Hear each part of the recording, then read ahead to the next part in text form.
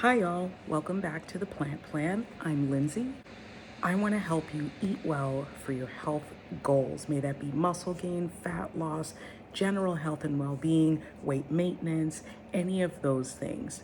The point of this channel is to help you discover how to eat more plants for your health goals. That being said, we're going to put that over here. That being said, today I'm talking specifically to my vegan friends, my fellow vegans. Another state of the union here. I want to talk about fiber. Lately, and there's always a pendulum swing, right? Whenever we're talking about different nutrients, different components of our foods, there's always some sort of pendulum swing with diets or dietary patterns that become popular, especially these days.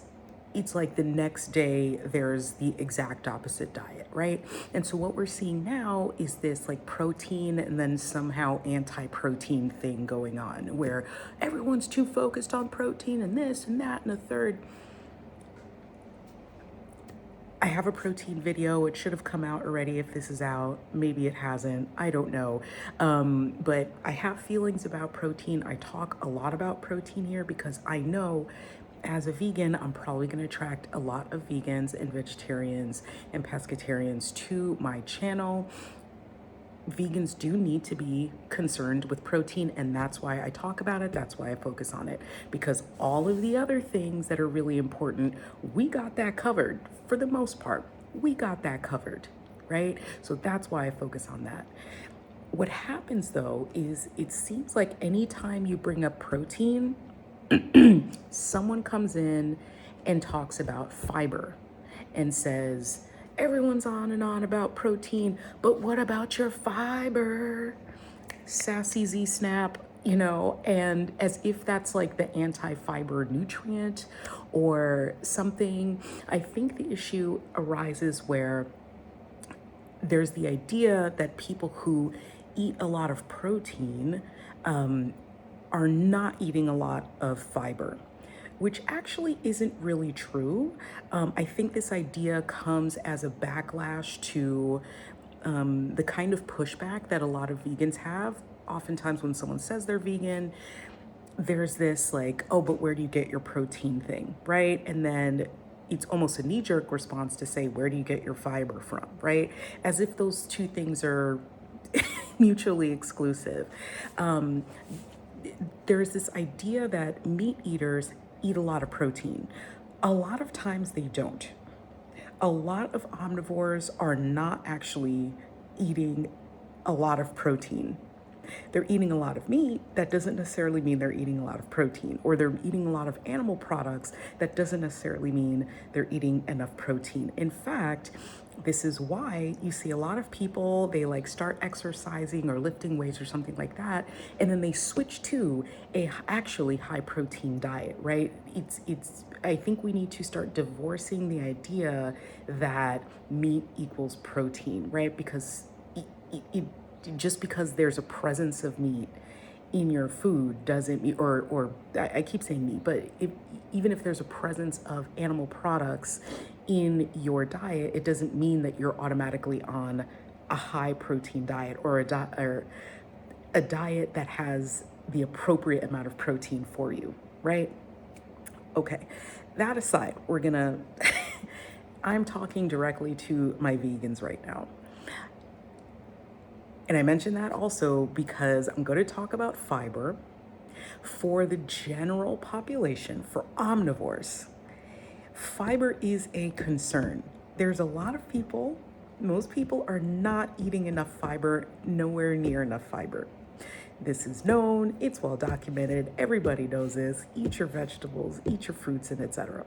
Right now, I want to talk specifically to my fellow vegans. We have fiber covered, y'all. Some of y'all are hollering about fiber. And I think and I hope that you're hollering to omnivores and to people who, are not eating a lot of fruit and veg.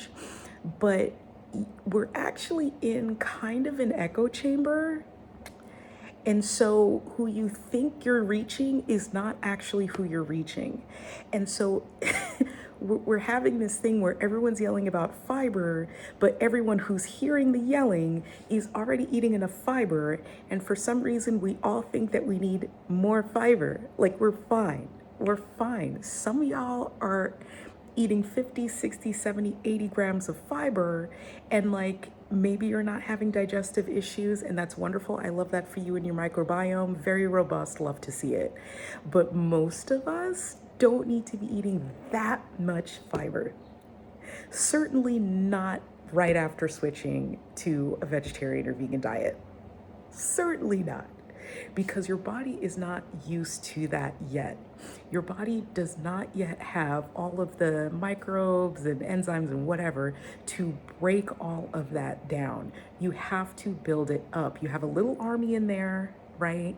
And you might have more cavalry than infantry. I don't know anything about military stuff, so if that analogy doesn't make sense, then but I was in a chat the other day, and I came up with a really good analogy about a dance hall.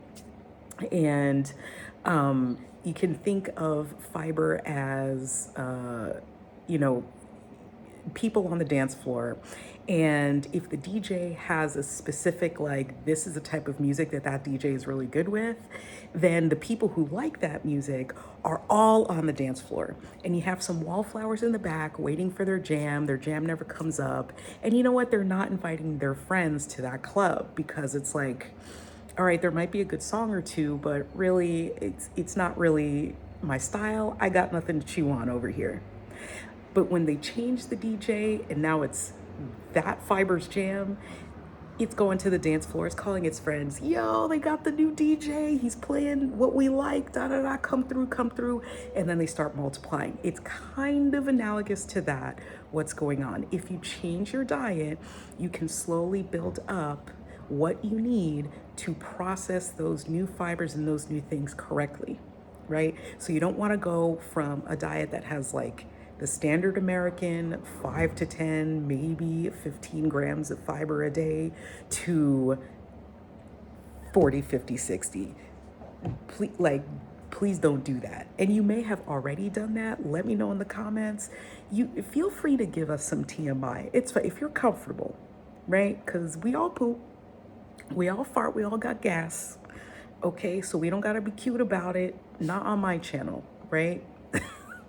Auntie Lindsay will come and talk to you about it. It's totally fine. So the thing is, when we're having this echo chamber and everyone's like, fiber, fiber, fiber, it's so important, da da da, this and that, like, throw the psyllium husk, everybody, it's just too much. The other issue with fiber is it's not just in the transition to becoming, someone who's eating a lot more fiber that it can be problematic. It can also be problematic for other folks who've been doing that. And let's say, for example, this is kind of a niche example maybe, but it happens often enough, and it's a good example, where people are trying to lose weight, for example. And so what happens is they are searching a sensation of fullness without having too much calories. And so they switch over not only to a high fiber diet, but a high volume diet. And, they're eating a lot of roughage, they're eating a lot of like cauliflower and like really fibrous foods, because they want to eat more while also like eating less, if you get what I'm saying. And this can cause a lot of gut issues, a lot of like diarrhea, constipation, gas. Things get backed up and all dysregulated, discombobulated. And it's really stressful, especially for people who are on a weight loss journey, because they are maintaining that bulk in their body, and the scale weight, if you're someone who's like into the scale stuff, your scale weight isn't changing, or it's not changing at a rate that makes sense for what you're doing. And if you don't realize that, hey, like, you're really backed up, or if you have a lot of gas and you're looking at yourself in your mirror and you're kind of using that as a gauge for how well you're doing on this diet, there might be some feelings involved because of all of this going on. And you want to kind of ease up perhaps on your fiber. And I know those foods are healthy, I know those foods are good, but that should not comprise the majority of the calories that you need. Because if the majority of the calories that you're taking in are from really high volume, low calorie foods, that means that you're eating a whole lot of them, which means that you're eating a whole lot of fiber and you have a lot of backup and a lot of like stuff going on, right? Especially if you're not pairing that with more water, right? And if you're eating really salty foods as well, that whole combination, high fiber, high salt, not enough water, right? No bueno, no bueno. Okay. So I'm saying this specifically to my vegans because there is that stress on fiber when there really should be none. If you are eating a regular vegan diet, right, even if you are including some processed foods here and there, you're fine with the fiber. Eat the rainbow, make sure that you're having a diverse, group of vegetables that you're eating throughout the week, throughout the month, et cetera, et cetera. And you shouldn't be having too much of a problem in it. You shouldn't be trying to seek multiple ways of getting it in, right? Unless if you, there could be reasons why you're trying to get it. Like if you have a lot of processed foods in your diet, right? You may want to be careful with that. Or if you don't eat a lot, right? So if you are someone who is like, kind of low weight maybe, or really low appetite, maybe you're on like GLP-1s or something like that, you may want to be a little bit more careful if you're not eating too much, to make sure that you have enough of everything that you need, right? But for the majority of the population, let's stop shouting at each other about fiber, because for some of us, and I suspect for a higher number than we'd like to admit, it might be doing more harm than good. If you're in the 30s, 40s range of your fiber throughout the day, right, and you don't have like a cardiovascular, like blood pressure, all that sort of stuff, you're fine, dude. You're fine. And that's the other thing as well. You may be creating a kind of blood pressure issue if, again, you have a high sodium diet, and no, like you're not eating, you're not drinking enough water, and you're having a high fiber. It could it could create a lot of water retention in your body. It can create a lot of like that can really kind of wreak havoc on your blood pressure as well, and like some inflammation, all sorts of stuff can be going on. So in any case, if you are having any kind of symptoms like gut issues, things like that, the solution might be obviously talk to a professional, licensed professional, your doctor, have someone that you can describe your diet with and take a look at it.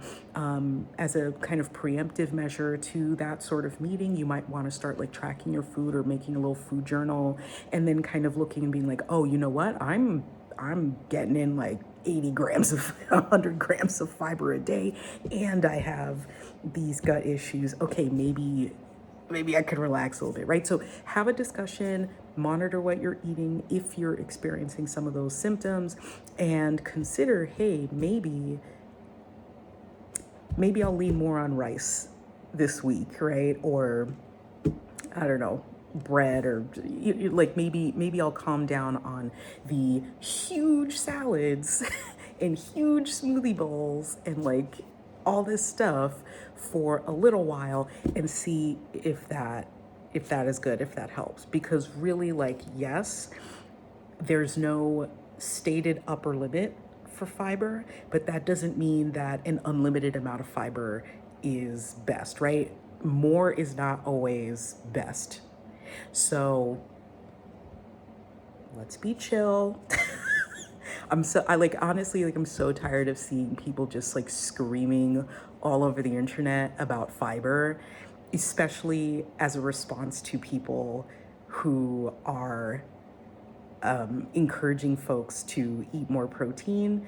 Like, protein doesn't necessarily mean animal stuff, right? I mean, if you look up the macros for bacon, for example. Folks are all up and down about bacon, like, oh, bacon though, and stuff like that. That that doesn't have that much protein. It has way more fat and sodium and things like that than protein, right? An egg has like 8 grams of protein or something like that. I haven't looked recently, but it's something around there, right? So, I mean, yeah, it's a great quality protein, but you have to eat a lot of eggs to get like a decent bolus of protein in your meal, right? So, so if we can kind of not pair those two things together, maybe we won't feel so sensitive when someone comes on the internet and says, hey, you should have a moderate protein diet. I don't know, maybe. Drop your thoughts in the comments. If you are someone who wants to talk about this, wants to plan your own diet in a way that is supporting your health goals, I am offering a meal planning session where we could talk all about that. We'll get all of your favorite foods into your diet without going overboard on any of those things that might negatively impact you based off of your specific goals. May it be losing weight, may it be gaining muscle, may it be kind of, getting your blood pressure in check or any of those sorts of things. Let me know, and I hope to talk to you. Details in the comments. Bye.